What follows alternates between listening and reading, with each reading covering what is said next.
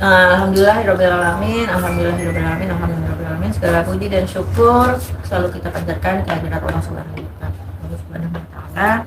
Karena dengan rahmatnya lah kita bisa berkumpul di sini ya. Ini salah satu cita-cita kita bisa bersilaturahim bersama. Insya Allah ini awal yang baik, dan salam salawat tak lupa kita sampaikan untuk hubungan kita Nabi besar Muhammad SAW.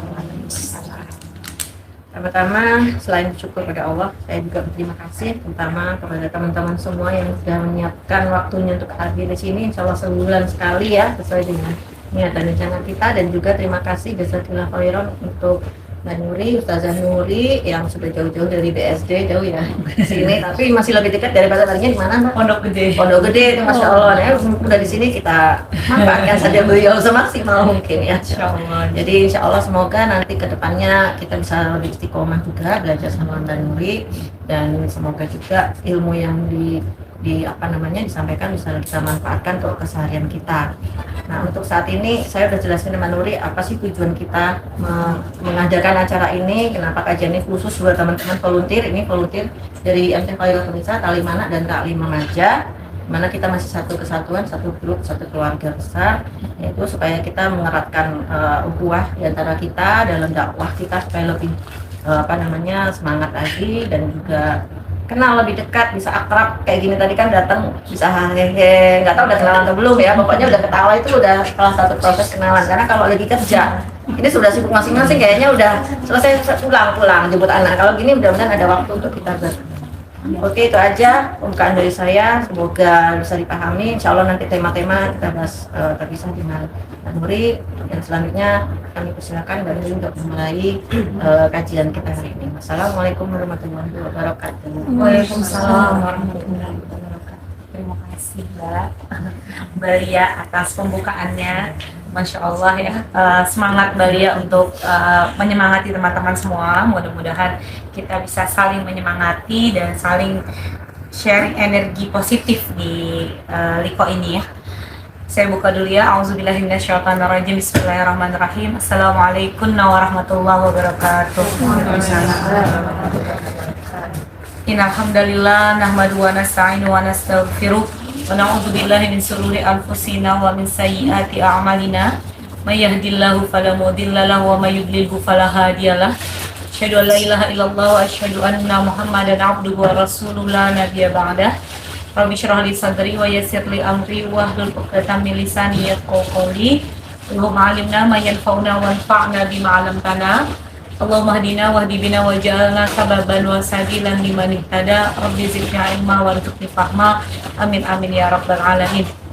Alhamdulillah ibu-ibu para pejuang dakwah, puji syukur kehadirat Allah Subhanahu wa Ta'ala, kita bisa berkumpul di pagi ini. Mudah-mudahan ini menjadi waktu yang bisa kita banggakan di hadapan Allah Azza wa Jalla kelak, waktu yang mengantarkan kepada keridhaan Allah Subhanahu wa Ta'ala, waktu yang mengantarkan kepada pahala besar di sisi Allah Subhanahu wa Ta'ala, waktu yang mengantarkan kita kepada syurga firdaus Allah Azza wa Jalla. Salawat beserta salam tak lupa kita haturkan kepada junjungan kita yang kita kagumi, yang kita rindukan, yang kita ikuti jalannya, baginda Rasulullah Sallallahu Alaihi Wasallam. Semoga seperti kita ikuti jalan dakwah beliau, nanti kita akan bisa dipanggil namanya di padang mahsyar kelak, ditolong oleh Rasul Sallallahu Alaihi Wasallam, mendapatkan syafaat baginda Rasul Sallallahu Alaihi Wasallam di padang mahsyar kelak sebagai hamba Allah yang baik dan umat Rasul Sallallahu Alaihi Wasallam yang diakui oleh Allah dan umat dan Rasulullah Sallallahu Alaihi Wasallam. Ibu, mudah-mudahan suara saya jelas ya. Yang nggak ada mic soalnya, yang di belakang mungkin bisa merapat kalau nanti suara ada jarak di antara kita. Karena 1 jam ya lumayan. Dan juga nggak pakai mic, jadi mudah-mudahan suaranya jelas. Saya agak maju aja.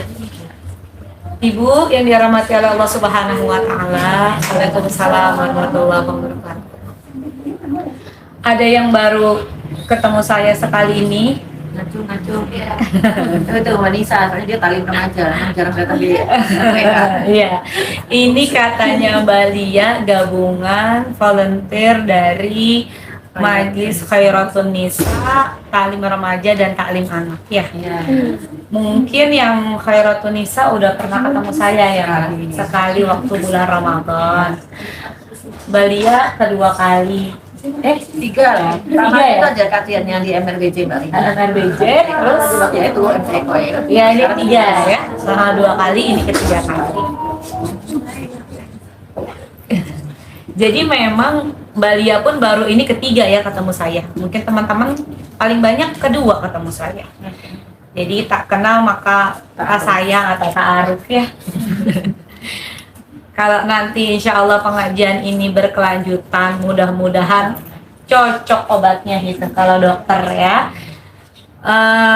Kita akan kenalan dulu pada saya, khususnya nama saya Nuri Iza ibu-ibu.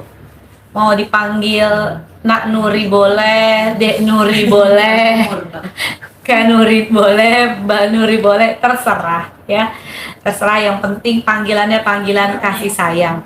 Karena kan usianya variatif di sini ya. Jadi kalau mau manggil pakai panggilan sayang apapun silahkan. Jadi kalau memang ngerasa panggilan ustazah itu ada gapnya, silahkan panggil dengan sapaan yang lain. Yang penting sapaannya sapaan kasih sayang gitu ya. Kadang-kadang kan soalnya kalau dengan ustazah kayaknya berat, baru berat banget ya kalau mau ngobrol sama ustazah gitu. Jadi silahkan sapa saya dengan sapaan yang lain. Yang penting itu nyaman dan panggilannya atau sapaannya sapaan kasih sayang. Saya dulu kuliahnya di Lipia atau Imam Ibn Saud University, yang cabangnya Saudi, yang tempatnya ada di Pejaten. Mungkin teman-teman ada yang anaknya kuliah di sana atau ponakannya di sana atau bercita-cita masukin kuliah di sana. Saya kebetulan alhamdulillah dengan izin Allah 7 tahun kuliah di sana. 3 tahun dulu harus ada takmili namanya, jadi 2 tahun ada lugawi persiapan bahasa, 1 tahun takmili penyempurnaan, itu gabungan antara bahasa dengan fikih, lalu 4 tahun syariah. Jadi saya 7 tahun kuliah di sana dengan izin Allah alhamdulillah lancar. Jadi mudah-mudahan ini bisa bermanfaat untuk teman-teman semua. Lalu sekitar kurang dari setahun yang lalu saya baru pulang dari Jordania mendampingi suami saya kuliah di sana dan sempat untuk talaki dan beberapa kali bersama para masyayikh. Salah satunya adalah talaki fikih Syafi'i. Jadi mudah-mudahan perkenalan ini singkat tapi bisa sedikit membuka siapa sih yang di depan ini gitu ya. Terus saya juga istri dari Ustadz Arifin Nugroho. Jadi kalau mungkin nggak biasa sama saya tapi sudah biasa dengan Ustadz Arifin Nugroho beberapa kali kajian. Jadi saya adalah istri dari Ustadz Arifin Nugroho. Jadi kalau nanti ketemu saya lagi berduaan sama Ustadz Arifin Nugroho, mohon maaf ibu, itu suami saya. Jadi jangan fitnah. Jadi, wah itu siapa gitu, Ustadz Arifin Nugroho sama istrinya ya. Jadi kalau bukan dengan saya mungkin bisa dilaporkan ke saya loh. Ini bercanda ya Mbak Lia ya. Ini bercanda. Jadi supaya nggak tegang ya, supaya nggak tegang. Ibu yang dirahmati oleh Allah Subhanahu wa taala, kita punya sesuatu yang sama. Kita sama-sama berjuang di jalan dakwah. Jalan dakwah itu jalannya para nabi dan rasul, diteruskan oleh para sahabat, diteruskan para tabi'in, tabi'ut tabi'in, orang-orang yang dipilih oleh Allah Subhanahu wa taala, lalu diteruskan oleh orang-orang soleh setelahnya. Jalan dakwah ini bukan jalan yang mudah untuk dilalui, tetapi juga bukan jalan yang semenyedihkan itu. Karena teman-teman yang dirahmati oleh Allah Subhanahu wa taala, di jalan dakwah kita bisa menemukan kebahagiaan yang berbeda. Di jalan dakwah kita bisa menemukan pahala yang berganda. Di jalan dakwah kita bisa menemukan sahabat yang solehah yang luar biasa mencintai kita karena Allah, dan insya Allah kita akan berpisah nantinya karena Allah. Ibu yang dirahmati oleh Allah Subhanahu wa taala, ada satu manusia. Sebenarnya ada beberapa tipe manusia yang akan dinaungi oleh Allah Azza wa Jalla. Di bawah naungan Allah, di hari tidak ada naungan kecuali naungan Allah Subhanahu wa taala. Salah satunya adalah orang yang berjumpa karena Allah dan berpisah karena Allah. Kalau kita sama-sama ketemu di kajian seperti ini, kita sama-sama ngurusin pengajian seperti ini, berjibaku, pikiran, tenaga, upaya di jalan dakwah. Insya Allah ketemunya di sini bukan karena dunia ya Bu, tapi karena Allah. Kita jumpa karena Allah, insya Allah akan berpisah ketika nanti Allah sudah memisahkan kita untuk sementara. Mudah-mudahan akan ketemu nanti di surga Allah Azza wa Jalla.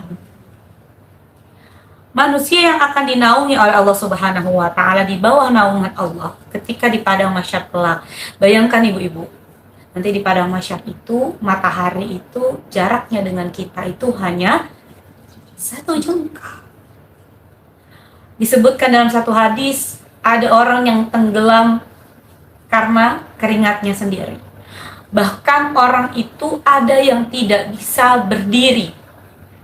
Saking buruknya amalnya, saking tidak ada amal solehnya yang bisa dibanggakan, dia itu sampai berdirinya itu jungkir balik, kepala di bawah, kaki di atas.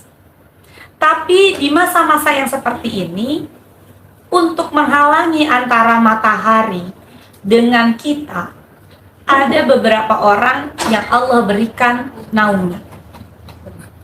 Dan ini tidak bisa ada nepotisme di dalamnya. Tidak bisa ada sogokan kecuali sogokan amal saleh yang kita lakukan. Salah satunya adalah yang insya Allah kita bisa dapatkan dari naungan-naungan itu adalah orang yang ketemu karena Allah, berjumpa karena Allah, saling mencintai karena Allah, lalu berpisah karena Allah. Jadi kalau sudah Allah pertemukan kita di jalan Allah, karena Allah, teruslah kita berazam, ya Allah, saya tidak akan berpisah kecuali karena Engkau. Kita ada di sini bukan karena kehebatan kita, bukan karena ilmu yang kita miliki itu luar biasa, bukan hanya karena ilmu itu, bukan hanya karena harta yang kita punyai, bukan hanya karena jabatan yang kita punyai, tetapi karena Allah pilih kita bisa ada di sini. Maka kalau udah Allah pilih, kita sadar betul, ya Allah, kita ucapkan syukur terima kasih ya Allah. Engkau telah pilih hamba berada di sini, di deretan pejuang dakwahmu yang bisa berjumpa seseorang karena Allah dan insya Allah akan berpisah karena Allah. Dulu sebelum kita di kajian Bu, sebelum kita aktif di dakwah Bu, biasanya kita ketemu teman karena apa? Arisan, karena apa lagi? Bisnis, karena apa lagi? Belanja di pasar. Belanja di pasar, karena sekolah. jemput anak, karena keren aja gengnya, gitu ya. Karena misalnya, ya pokoknya kalau foto sama dia yang likes banyak gitu. Tapi insya Allah kalau sekarang karena Allah. Kalau nanti ada kebaikan-kebaikan yang Allah berikan, itu bonus. Ada hadis penghibur kita, supaya kita ini kuat di jalan dakwah. Ya, hadisnya ini hadis yang luar biasa. Jadi kalau misalnya saya itu lagi agak ngedown, capek, lelah, ya bukan berarti namanya orang yang di depan yang ngomong atau orang yang tahu agama atau kita ngaji setiap hari, hatta kita tahajud setiap hari, ada waktu-waktu kita lelah dan ngedown. Waktunya kita untuk beristirahat, kita yakini lagi jalan kita ini bisa kita lalui. Salah satu hadis yang menjadi penghibur saya adalah hadis dari Rasulullah SAW, ihfadillaha yahfadka. Ya, ini nasihat Rasulullah SAW. Apa itu? Jagalah Allah, Allah akan jaga kamu. Ihfadillaha tajid tujaha. Jagalah Allah, maka kamu akan dapati Allah itu yang akan menjadi pembela kamu. Kita ini kan sering merasa insecure. Kita takut ditinggalkan orang-orang yang kita cintai. Kita takut anak kita kenapa-napa. Kita takut suami kita kenapa-napa. Kita takut orang tua kita kenapa-napa. Kita takut rumah kita kenapa-napa. Begitu aja pikiran kita. Gimana supaya itu dijaga Allah? Jaga Allah. Salah satu cara jaga Allah apa? Jaga nama Allah itu tetap ada di atas muka bumi. Bagaimana caranya? Berarti kita harus menjaga dakwah Islam ini tetap ada. Kadang-kadang kan kita ada rasa, ya Allah ngapain sih gue kayak begini ya, kayak capek banget ngurusin dakwah. Ngurusin dakwah ini cara kita menjaga Allah. Kita menjaga dakwah Islam, kita jaga Allah, cara Allah jaga kita. Mbak, kalau udah jadi pengurus pengajian, malu nggak kita masuk ke tempat-tempat maksiat? Malu. Masa udah jadi pengurus pengajian masuk ke tempat maksiat? Atau misalnya kita lagi enak nih, tiba-tiba kepancing-pancing, terus kita ngerumpiin orang, terus kita ingat, ya Allah kita kan pengurus kajian. Rasanya kan ada rasa malu gitu. Rasa ini udah ngajar begini. Kan orang ngajar juga punya hawa nafsu. Begitu pengen marah misalnya yang di atas rata-rata kayak dulu misalnya saya masih ABG, itu rasanya ada, Nuri yakin mau marah kayak gitu? Kan kamu kan udah ngajarin orang. Ini ada rasa yang begini. Kenapa? Karena kita jaga Allah. Kita jaga Allah, Allah jaga kita dengan apa? Perasaan malu, perasaan ingin bertaubat, perasaan tidak suka untuk bermaksiat. Allah jaga terus, Allah jaga sampai kita bisa meninggal dalam keadaan husnul khatimah. Ibu tahu video pernah ada beberapa waktu yang lalu ada video, ada ustazah lagi ngaji di pengajian. Begitu lagi ngaji, habis itu ngucapin syahadat. Selesai ngucapin syahadat, meninggal. Sebenarnya cita-cita kita ini apa sih? Husnul khatimah. Dan husnul khatimah itu anugerah, Mbak. Nggak bisa kita sogok dengan apapun kecuali dengan amal soleh yang kita lakukan sebelum itu. Dan itu menjadi hak prerogatif Allah. Salah satu cara kita merayu Allah agar kita husnul khatimah dengan cara apa? Menjaga Allah. Salah satu cara kita menjaga Allah adalah dengan jalan kita bisa mensyiarkan agama Allah ini terus ada. Kita bisa menjadi jembatan. Orang faham Allah. Orang mencintai Rasulullah. Orang merasa hidupnya nyaman dengan agama Allah. Kata Rasulullah SAW, barang siapa yang memberikan satu ilmu kebaikan, lalu orang lain dengar ilmu itu dan dipraktekkan sama orang itu, maka dia mendapatkan pahala yang sama tanpa berkurang sedikit. Ibu, coba Masya Allah, jadi pengurus pengajian, nyisihin waktu, tenaga, bahkan kadang-kadang harta. Ya. Begitu pengajian, orang yang nggak sholat tiba-tiba jadi sholat. Setiap dia sholat, karena dia datang ke pengajian kita dapat pahala walaupun kita lagi tidur. Dia terketuk untuk belajar ngaji, tadinya nggak bisa ngaji. baca abata abata. Tiba-tiba dia bisa ngaji. Satu huruf kita baca itu, Bu, pahalanya berapa? 10. Kata Rasulullah, jangan kamu hitung alif lam mim itu 1. Tapi alif 1, lam 1, mim 1, 30. Terus kalau dia karena datang ke pengajian kita, jadi nggak putus asa belajar ngaji, lalu dia bisa ngaji, lalu dia sehari bisa ngaji misalnya 2 halaman aja. Itu 2 halaman tuh isinya berapa huruf? Terus dikali 10. Terus kita lagi diem nggak ngapa-ngapain, tiba-tiba dapat transferan yang lebih fantastis lagi, Ibu.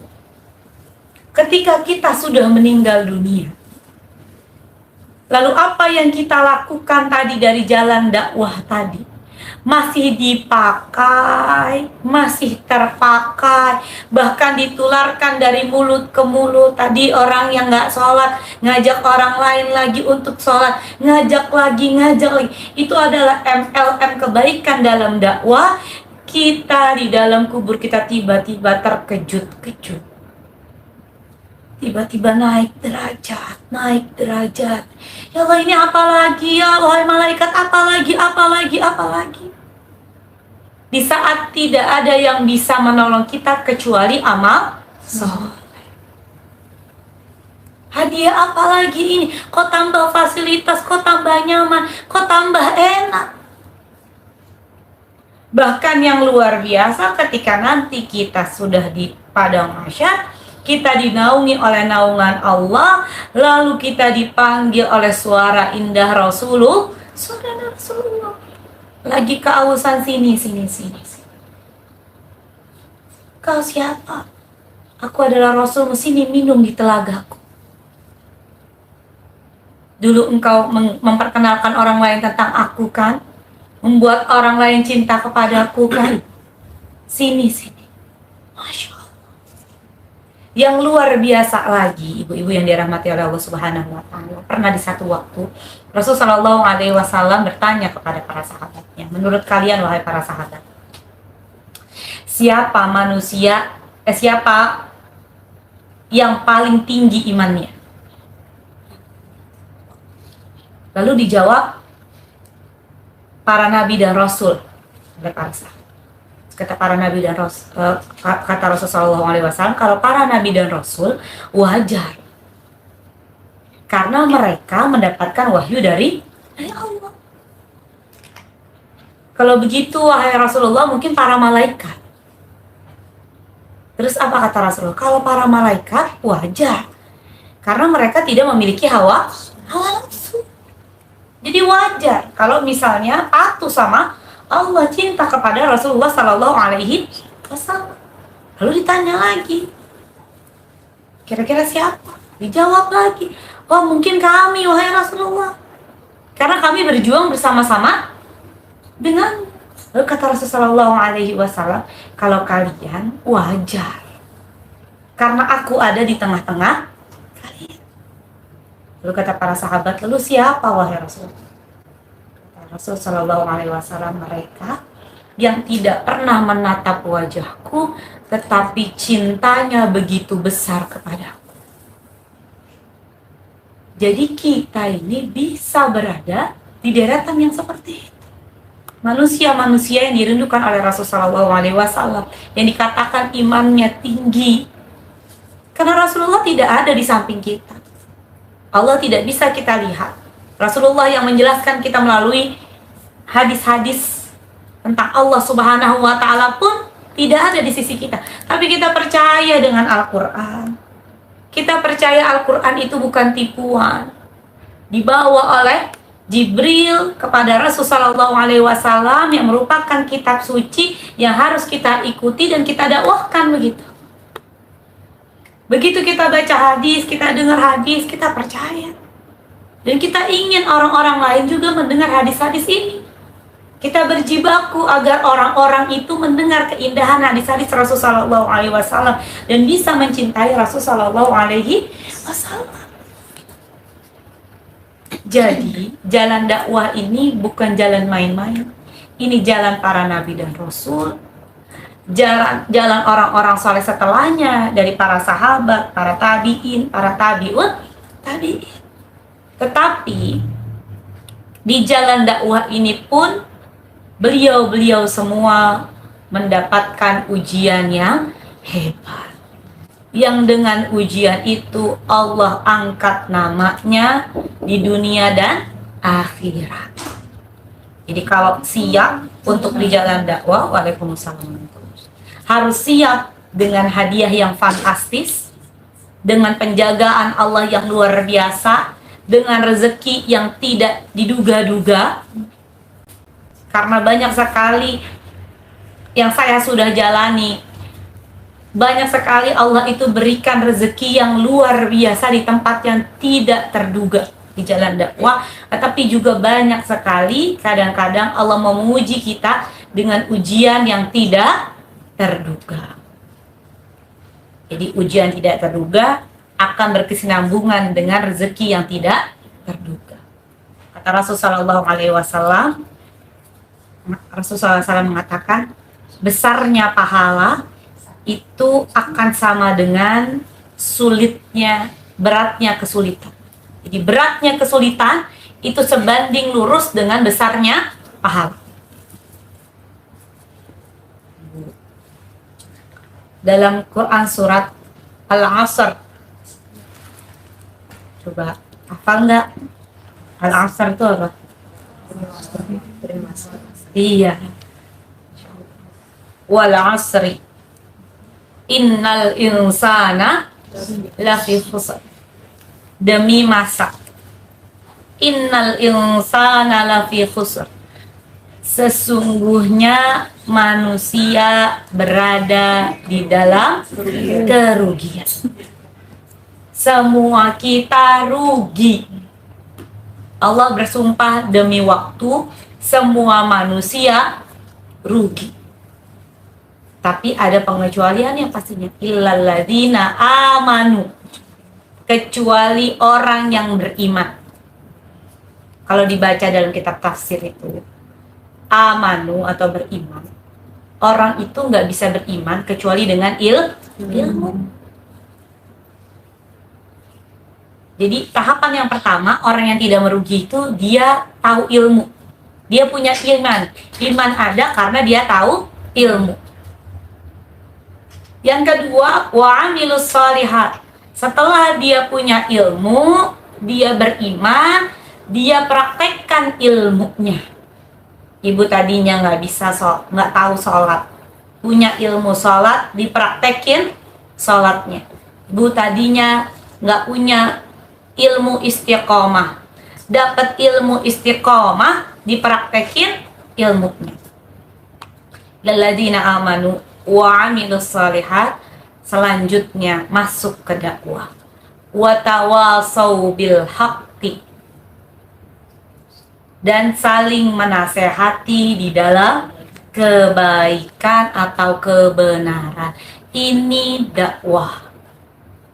Begitu kita menasehati di dalam kebaikan atau kebenaran, langsung Allah kasih lagi wa tawasau bis sabr. Dan saling menasehati dalam kesabaran. Karena kalau masih yang pertama, tingkatan pertama, amanu, iman aja, dia punya ilmu aja, tuh ujiannya nggak begitu besar. Amilus shalihat, walaupun udah naik, dia beramal soleh, tapi masih nggak begitu besar.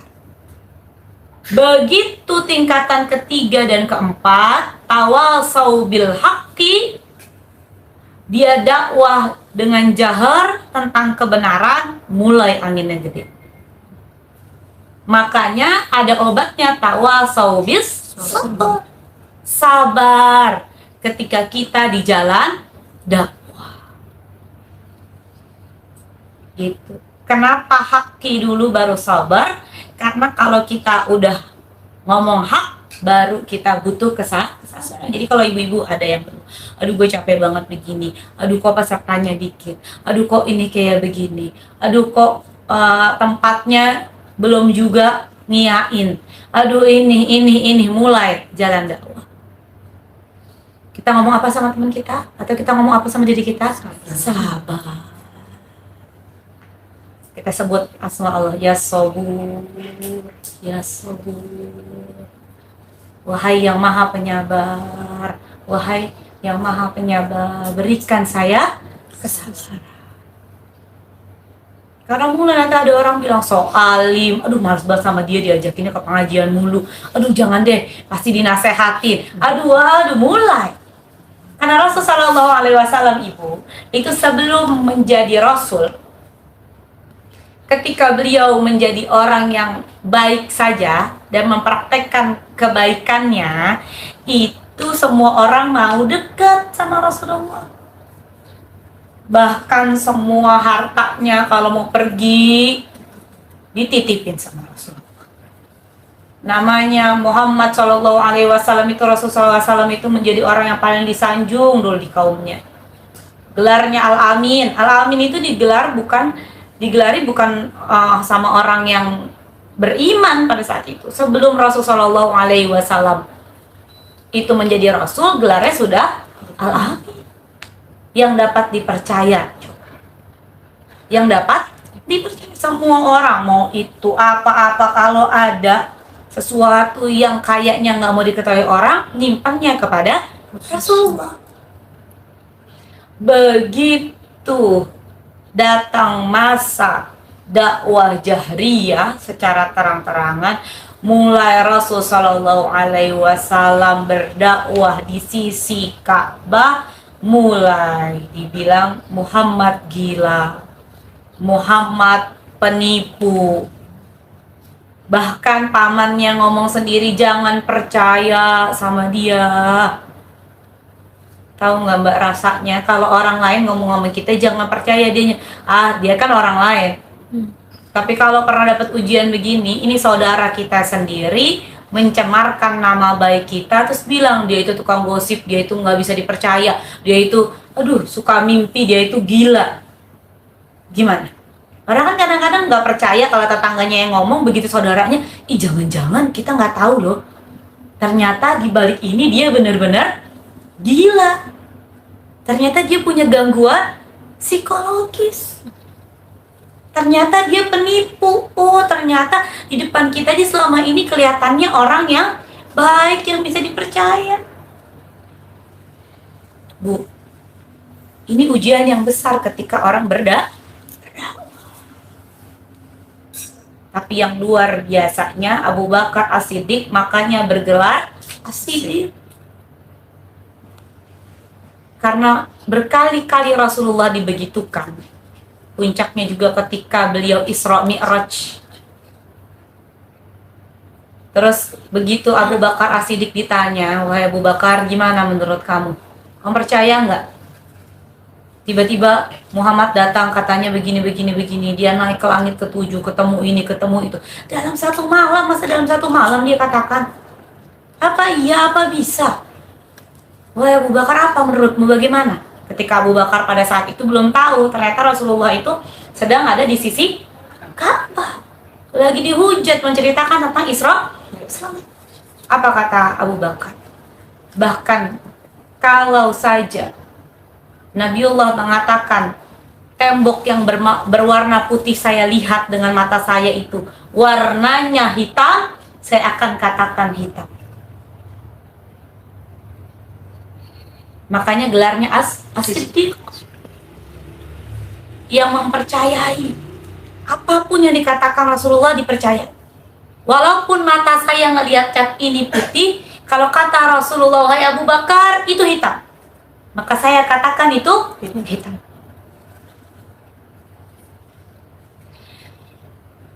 Begitu sedang dicerca begitu, datang Abu Bakar langsung melihat Rasulullah lagi dikata-katai di sisi Ka'bah.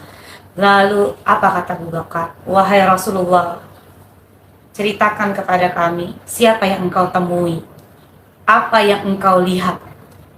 Ceritakan oleh Rasulullah, ternyata benar. Siapa yang pernah ke Baitul Maqdis?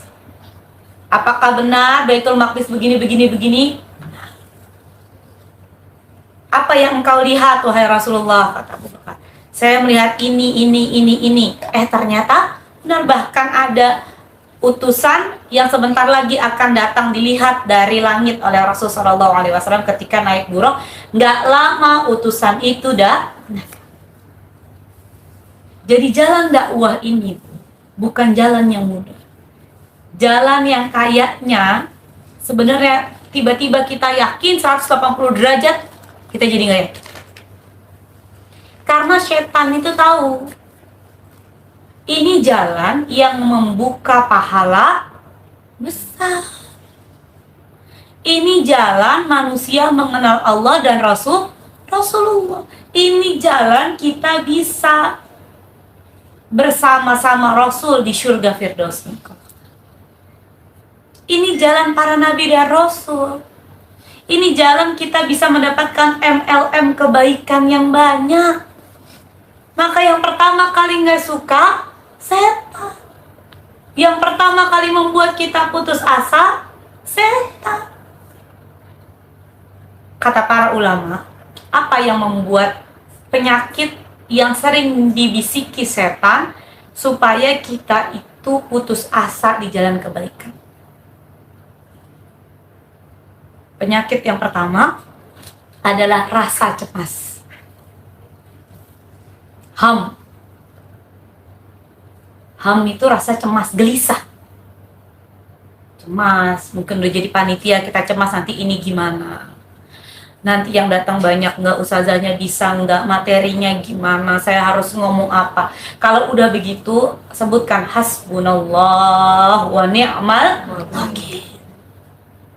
Kalau udah begitu kita serahkan kepada Allah. Ya Allah, saya hanya menjadi alatmu. Nanti berapa orang yang mau datang, berapa yang mendapatkan hidayah, semua di tangan Allah. Karena kehebatan sesuatu itu dan nilainya sesuatu itu nggak bisa kita nilai dari banyaknya. Oh, kalau orang 100 itu lebih banyak daripada orang 1 atau orang 20 atau orang 30. Karena itu sekarang. Kita nggak tahu tiba-tiba nanti 10 tahun, 30 tahun, atau ketika kita sudah dikubur, ternyata yang tadi pengajian yang kita sedih cuma datang 10 orang, datang 9 orang, ternyata itu membawa pahala yang besar untuk kita. Ketika Rasulullah SAW ditinggal oleh orang yang beliau cintai, pamannya siapa?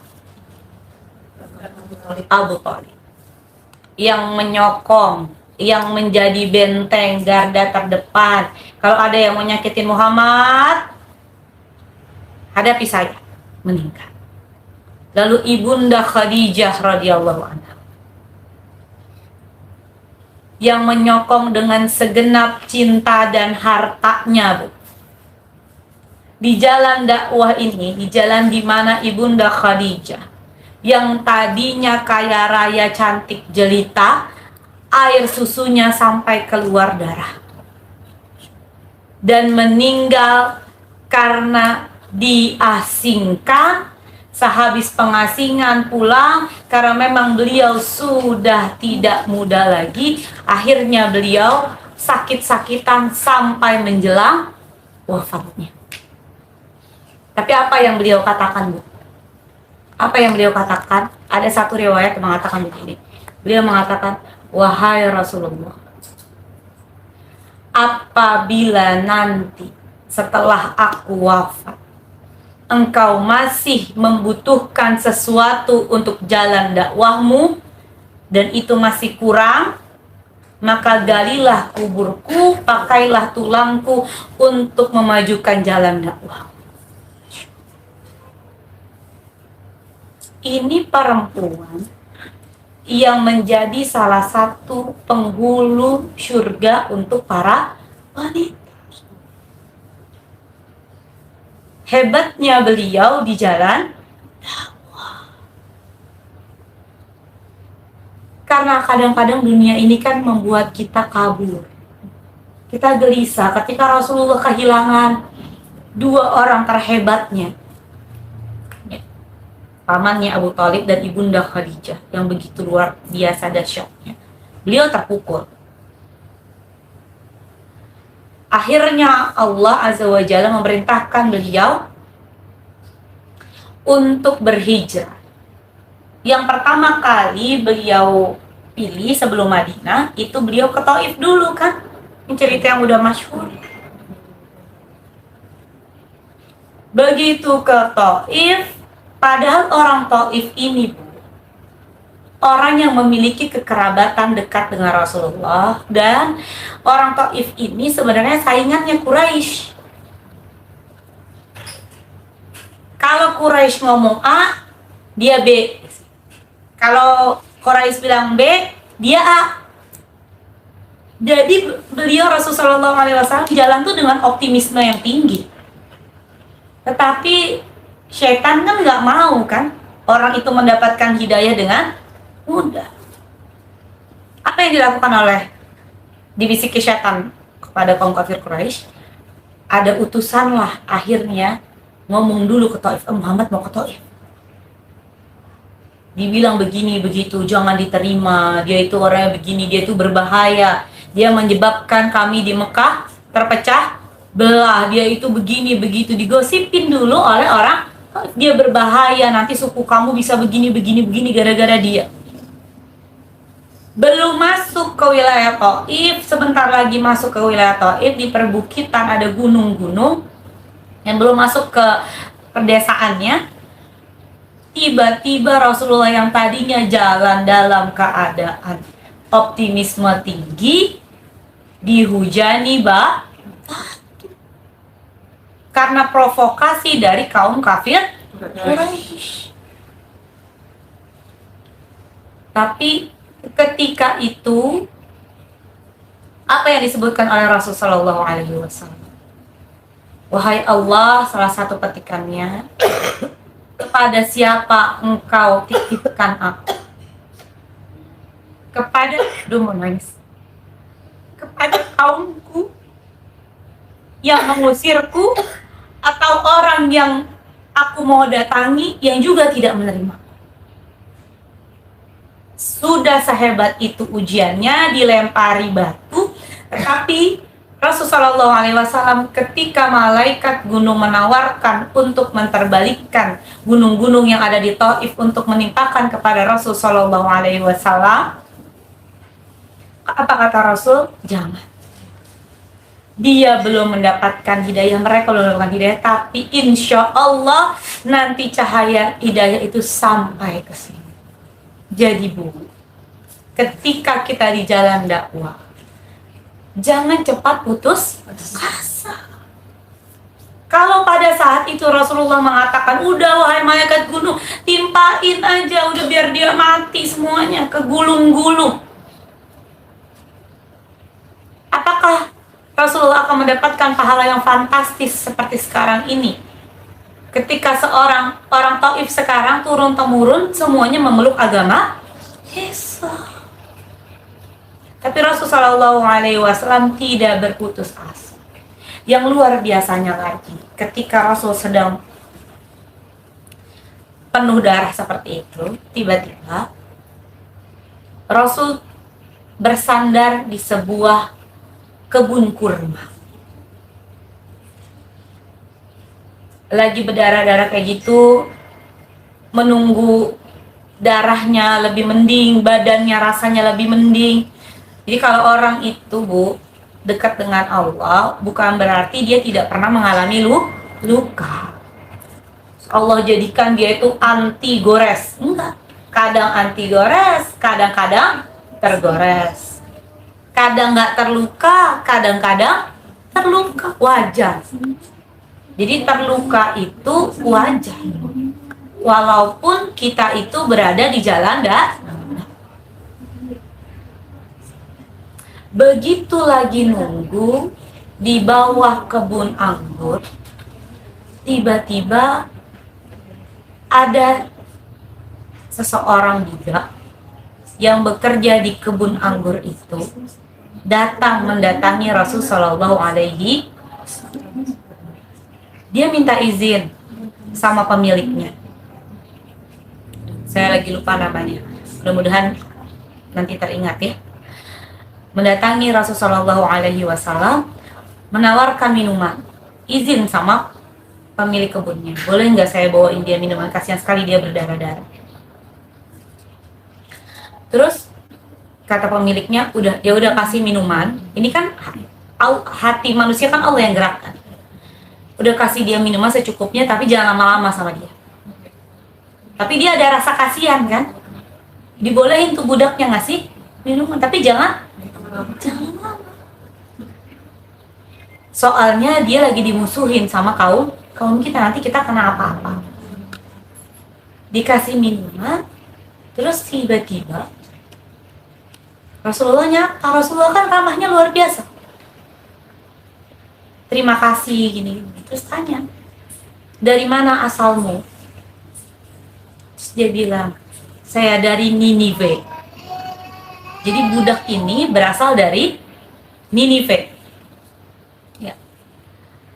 Ninive, kata Rasul. Ninive itu adalah tempat saudara saya. Siapa? Disebutkanlah nabi. Ya. Nama-nama nabi yang pernah menghuni Ninive, daerah Ninive. Lalu orang ini terkesima. Engkau siapa? Engkau kenal dengan para nabiullah itu. Engkau siapa? Disebutkanlah, aku Muhammad Rasulullah. Apa kata budak itu? Dia langsung menangis, terus mengatakan, asyhadu alla ilaha illallah wa asyhadu anna Muhammadan abduhu wa rasul. Saya jauh-jauh dari Ninive ke sini karena saya tahu, saya baca di kitab saya di sana bahwa akan ada nabi akhir zaman yang berada di sekitar sini, namanya Muhammad. Dan Allah takdirkan saya bertemu dengan engkau hari ini. Jadi memang pada saat itu Taif tidak seluruhnya Islam.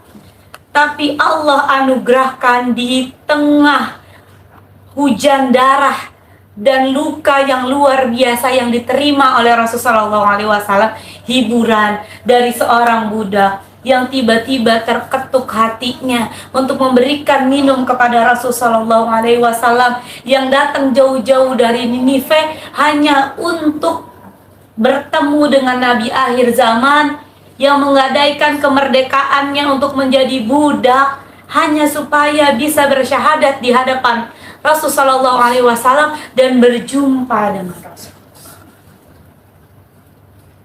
Jadi ibu, memang kadang-kadang jalan dakwah ini begitu unik.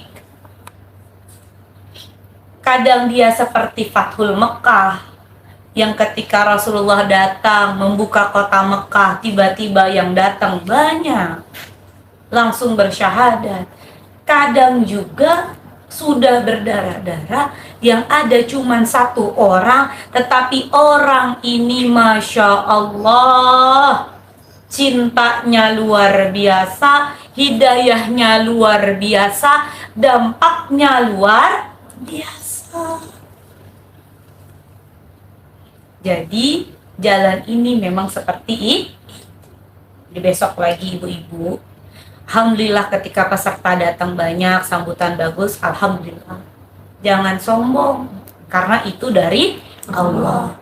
Yang penting bukan banyak sedikitnya. Yang penting ketika orang datang, semoga kita doa sama Allah. Ya Allah, ketuk hatinya mendapatkan hidayah. Ya Allah, ketuk hatinya mendapatkan hidayah. Siapapun yang datang, bagaimanapun kondisinya ya ibu, yang saya mau ingatkan kepada diri saya dan teman-teman semua, jangan pernah meremehkan orang hanya karena penampilannya saja. Ada kadang-kadang kita ngeliat, aduh orang ini masa ke pengajian bajunya begitu sih. Biarin, nggak apa-apa. Dulu kita juga emang langsung baju kita begini. Kan kita juga begitu. Kalau pada saat itu orang yang menerima kita nggak keadaannya tersenyum, baik-baik, membuat kita nyaman, apakah kita ada di sini saat ini? Kan enggak. Aduh, kok dia begitu sih? Masih ini banget, nggak apa-apa. Cuman kita doakan dan mudah-mudahan dia dapat hidayah, mudah-mudahan dia dapat hidayah. Walaupun mungkin kelihatannya dia nggak sempurna, ada 1-2 yang bisa mengantarkan dia kepada surga.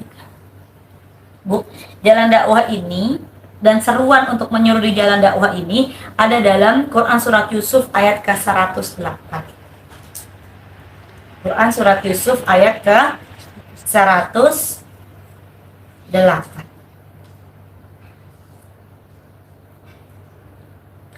A'udzu billahi minasyaitonir rajim. Bismillahirrahmanirrahim. Qul hadhihi sabili ad'u ilallah.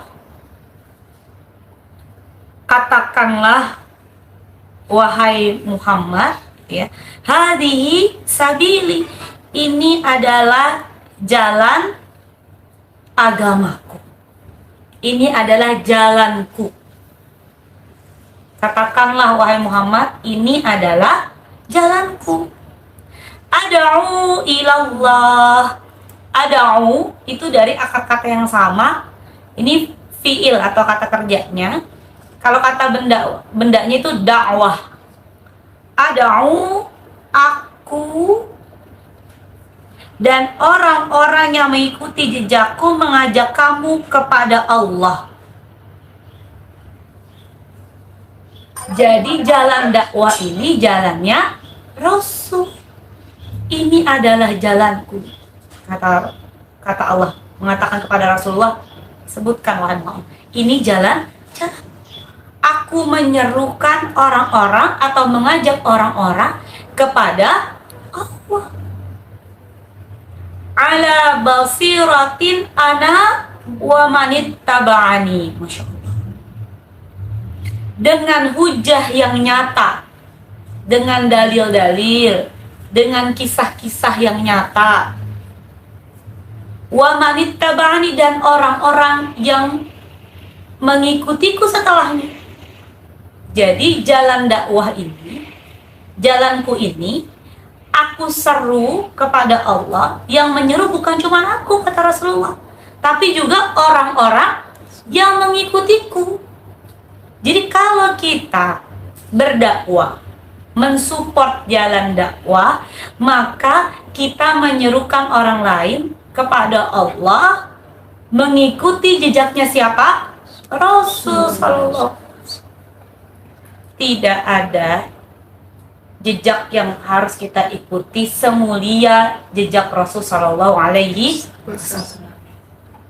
Ada orang kan ditanya, kenapa mahal-mahal bayar tiket ke sana atau ngelakuin ini? Kenapa harus mau capek-capek mahal-mahal? Jawabnya, karena favorit saya si Anu pernah kesini.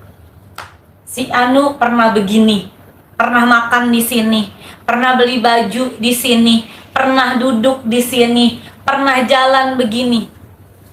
Ini yang kita ikutin siapa? Rasul. Jalan dakwah ini jalannya Rasul. Maka kata Allah diserukan, diperintahkan untuk mengatakan, katakan ini adalah jalan. Kalau seruan perintah itu kepada Rasulullah, maka seruan dan perintah itu juga kepada umat Rasul Sallallahu Alaihi Wasallam yang mengikuti Rasulullah Sallallahu Alaihi Wasallam. Kalau misalnya tiba-tiba ada hantaman, rasanya kita mau mundur dari jalan dakwah, capek apa? Itu cuman kita yang lagi capek, kita yang sedang lelah, istirahat aja. Nafas sebentar, istirahat. Tapi kita katakan, habis ini saya akan jalan. Jadi pause, bukan stop. Oke, aku kecapean, lagi nggak mungkin, Karena bagaimana kita mau menebar sesuatu yang positif kalau kita negatif? Saya butuh waktu saya sendiri, kita pause. Tapi habis ini saya janji, ya pause jangan lama-lama, sehari, 2 hari, 3 hari healing, kembali dengan pemikiran yang lebih hebat lagi. Karena Rasulullah pun diajak healing oleh Allah Subhanahu wa Ta'ala kemana? Ke Masjidil Aqsa. Lalu healing kemana lagi? Ke Sidratul Muntaha. Butuh waktu untuk menerima. Memang sedih sekali, memang letih sekali. Udah sekarang jalan-jalan dulu pergi. Tetapi sehabis hijrah, datanglah Madinah. Sehabis Isra Mi'raj, datanglah Allah kasih jalan keluar Madinah dan Islam menjadi berjaya di sana. Jadi gitu ya Bu ya. Jadi mudah-mudahan dengan kita tahu mulianya jalan dakwah ini, bagaimana sulitnya, tetapi pahalanya juga besar, luar biasa. Bahkan kita bisa membeli dunia dan akhirat dengan jalan dakwah ini. Yakinlah Bu, ketika kita meninggal nanti, yang kita inginkan hanya disolati oleh orang-orang yang soleh. Kata Rasulullah SAW, kalau ada orang meninggal disolatin oleh ahli tauhid, orang yang imanannya itu benar-benar diakui oleh Allah, 40 orang aja. 40 orang. Kita tuh ketemu sama orang yang imannya itu benar, betul, itu kan di pengajian. Terhitung 40 orang nyolatin kita. Itu kita terbebas daripada azab kubur. Kita butuh ini. Begitu nanti satu hari, semua kita ini camat, calon mati. Misalnya innalillahi wa inna ilaihi raji'un, telah berpulang ke rahmatullah, nama ini usia sekian, disemayamkan di sini gini. Itu banyak sekali cerita teman-teman kita yang lain karena nggak tahu agama, datang cuma nangis, atau bahkan ada cuma datang doang, nggak lama duduk-duduk di bawah ketawa-ketawa. Dia bilang abis ngelayat kita mau makan di mana ya? Yang mau nyolatin kita itu cuma teman-teman yang paham agama, keluarga yang paham agama. Maka kalau kita sayang kepada orang yang mau kita ngelayat itu dari rumah, ambil wudhu.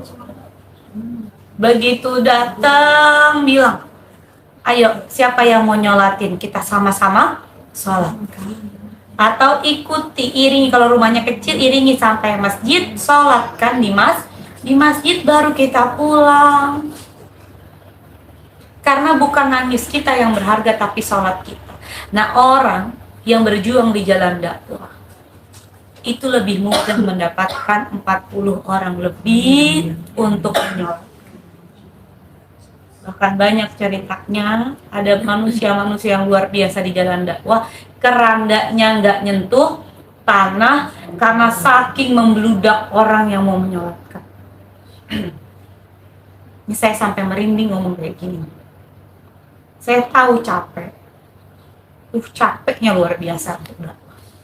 Belum lagi orang ngecap kita orang yang soleha, begini, salah sedikit, salah, ini sedikit, kenapa kamu begini. Tapi nanti ibu akan tersenyum ketika menghembuskan nafas terakhir, yang datang itu sepenuh-penuh itu masjid. Kalau orang dakwah, itu nggak ada masjid yang insya Allah nggak nerima.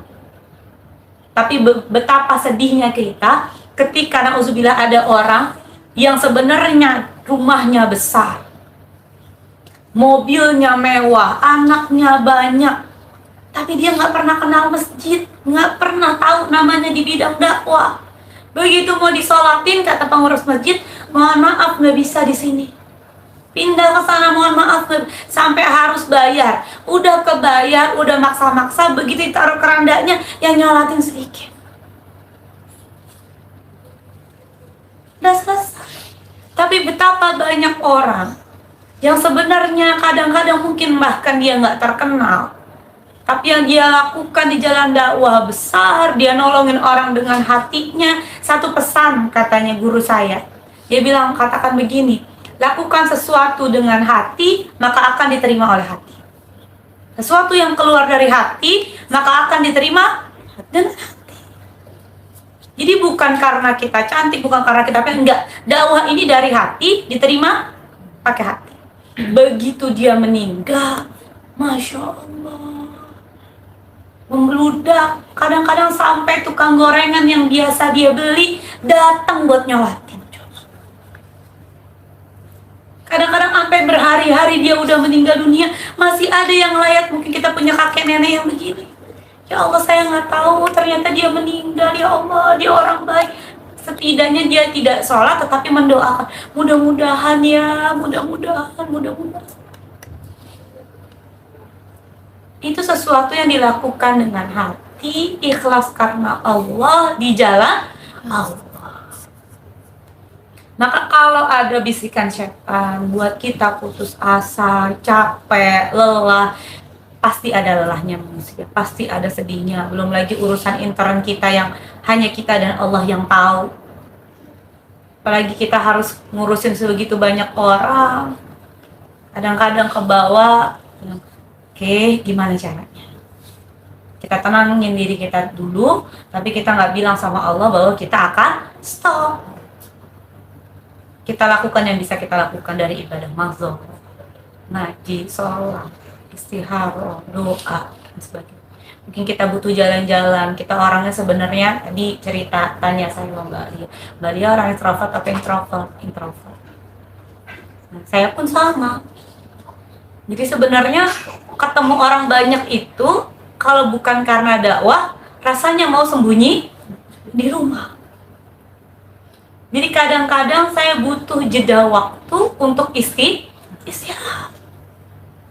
Orang rumah tahu banget. Karena saya kalau udah ke atas kamar, kalau lagi diem aja saya di kamar, diam aja. Tapi bilang sama Allah, ya Allah ini lagi capek. Insya Allah besok tetap ngajar kok. Lagi mau istirahat, besok tetap ngajar. Apalagi kalau Allah udah kasih, memang kita bakatnya ekstrovert. Wah, Masya Allah. Pakai itu energi kita di jalan. Insya Allah dengan jalan dakwah ini kita hidup. Dengan jalan dakwah ini kita akan diwafatkan oleh Allah Azza wa Jalla. Dengan jalan dakwah ini Allah akan anugerahkan kita syafaat Rasulullah SAW, syafaat orang-orang yang berjuang di jalan Allah, syafaat Al-Quran, dan juga Allah anugerahkan kepada kita surga Firdausnya. Amin ya Rabbal Alamin. Ada sesi tanya jawab atau langsung mau ditutup? Kalau mau tanya jawab boleh deh, 1-2 pertanyaan apa-apa, silakan. Iya. Insyaallah Ustazah, terima kasih. Iya. Tadi kadang nyesek. Jadi kebetulan saya tuh baru memasuki dunia dakwah ini, Ustazah. Baru berapa tahun saja sebelumnya saya bekerja.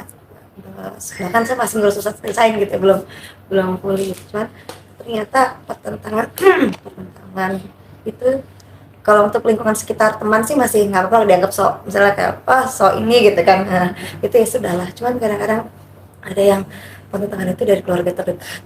Semisal dari orang tua yang mungkin selama ini kan kebetulan orang tua juga bekerja, yang mungkin orang tua juga punya pengharapan terhadap anaknya kan dari sisi duniawi gitu. Jadi ketika kemudian kamu sekarang sibuk apa gitu kan, mereka sampaikan kemudian dikorelasikan dengan apa ada uangnya, nggak ada gitu kan. Ada. Tapi saya tak gini, kita kan harus jaga adab pada orang tua gitu, karena saya harus soft gitu ya, supaya kita kan nggak boleh menggurui orang tua. Sebagaimanapun juga, apalagi beliau juga berpendidikan tinggi gitu kan, mengajar beliau gitu, pendidik gitu ya, dosen. Jadi ketika saya mau sedikit ya, kalau saya mau sedikit ya, tapi insya Allah berpahala itu langsung tong. Saya harus gimana gitu, maksudnya saya tuh berharap tuh nyaman, damai gitu ya, diterima dengan smooth gitu kan. Dan beliau orang saya ingin membawa ke aspek, dan beliau masih aktif mengajar gitu. Jadi cara yang softnya bagaimana ya gitu ya Ustaz. Ya. Masya Allah, tabarakallah. Mudah-mudahan sedihnya, kecemasan dan lain sebagainya Allah gantikan dengan pahala, ya, kebahagiaan dunia dan akhirat. Jadi begini Mbak, memang biasanya ketika kita memulai jalan dakwah, pertentangan yang paling terasa itu dari keluarga sendiri.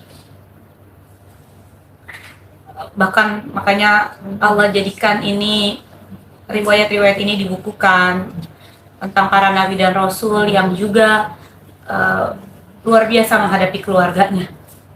Bagaimana Nabi Ibrahim menghadapi ayahnya, ya, bagaimana Rasulullah menghadapi paman-pamannya, pengganti dari orang tuanya, walinya, gitu, saudara dari bapaknya sendiri yang beliau rindukan. Kadang, tapi alhamdulillah orang tua kita tidak seberat orang tua beliau semua, ya, makanya kita nggak jadi nabi dan rasul, ya.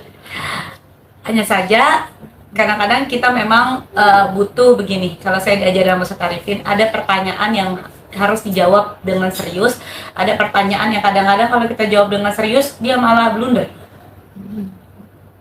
Jadi kalau misalnya ditanya apa di sana ada rezekinya, ada. Karena rezeki itu nggak hanya materi, dan rezeki itu kadang-kadang, Mbak, seperti kita lagi di ke sofa Marwah Sa'i itu, larinya ke sana sini, ketemunya di sisi Ka'bah.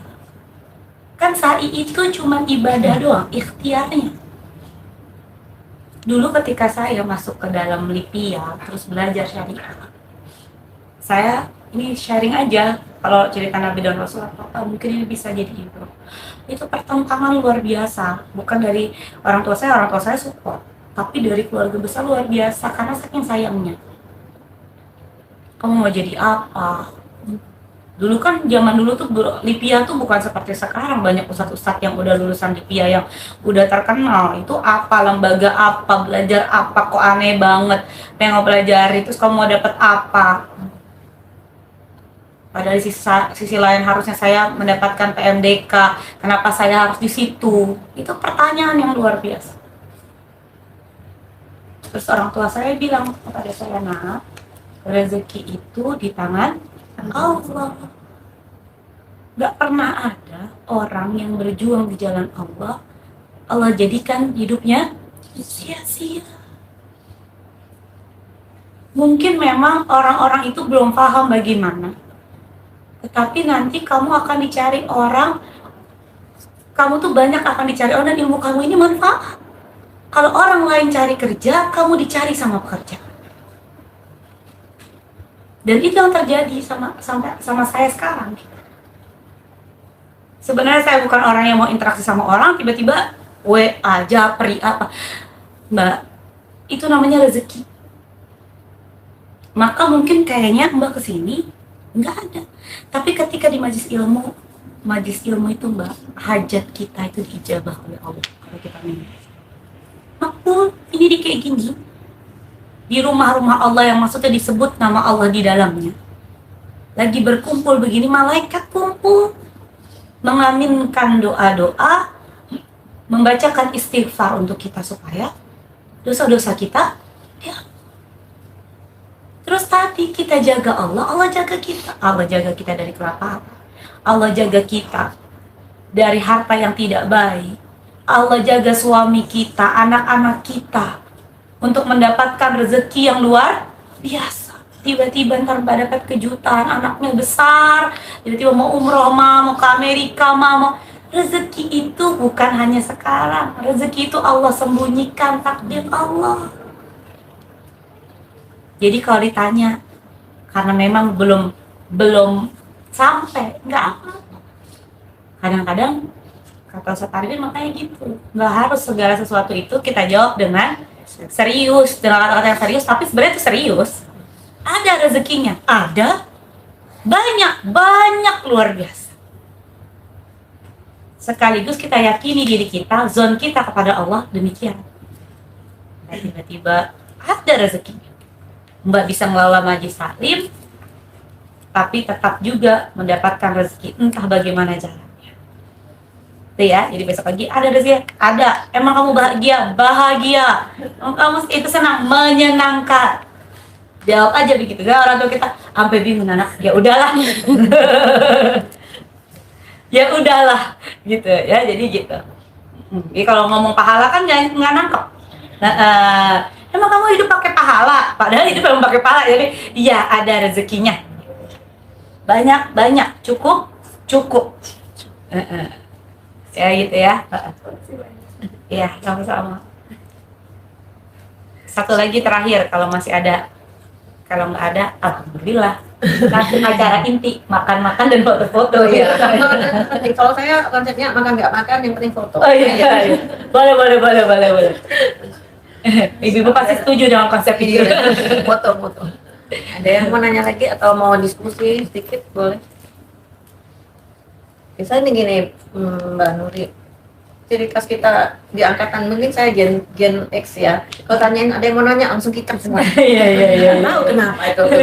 Apa semenakutkan itu bertanya? Maksud saya sampai sekarang pun gitu. Ini saya berani ngomong karena di sini. Kalau di tempat lain mungkin saya juga.